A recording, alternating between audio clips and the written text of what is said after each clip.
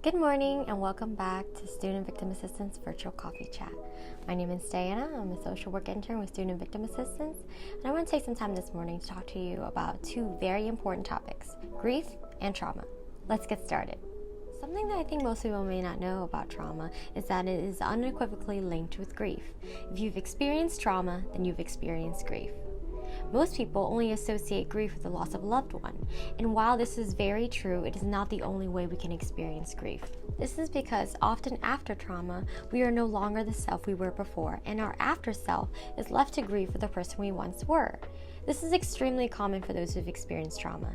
So to better understand and deal with trauma, we must also learn how to handle grief. Now, no one can tell you how to experience trauma or grief. Just like how no two people are the same, two people can experience the same event and still experience different levels of trauma. So your grieving process and emotions may look very different from those around you, and that's perfectly okay. And just like how it's okay to mourn for someone that you love and lost, it's also okay to allow yourself to go through this grieving process after trauma. But how do we transform this post-traumatic grief and move forward? How do we graciously grieve for the person we once were while still showing love to the person we've become?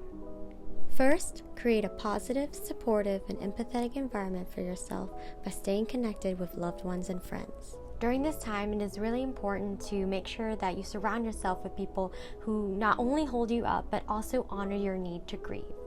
Second, give support to yourself. Experiencing grief or trauma is by no means an easy thing to do. So do make sure that you allow yourself time and space to process your emotions.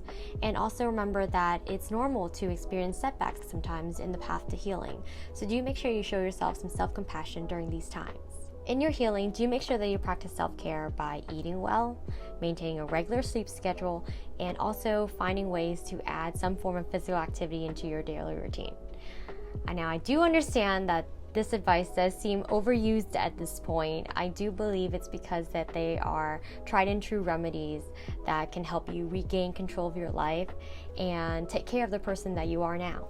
And though we can't go back to who we used to be and reclaim the losses we've gone through, I firmly believe that we can still choose to move forward and become stronger, more resilient, and lead a purpose-filled life after trauma. I hope that helps you understand how grief relates to trauma.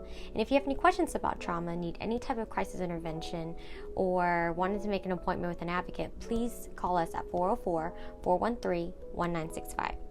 As Student Victim Assistance, we offer students who've experienced past or recent victimization or trauma, advocacy, crisis intervention, and resources. And we also help students determine their options and provide the information related to their experience. And also remember that students are under no obligation to take university or criminal actions by speaking with an advocate. And that's about it for our virtual coffee chat today. But before I go, I do want to leave you with this quote by Michelle Rosenthal. Trauma creates change you don't choose. Healing is about creating change you do choose. Please take care, and we'll see you next Tuesday. Have a good week.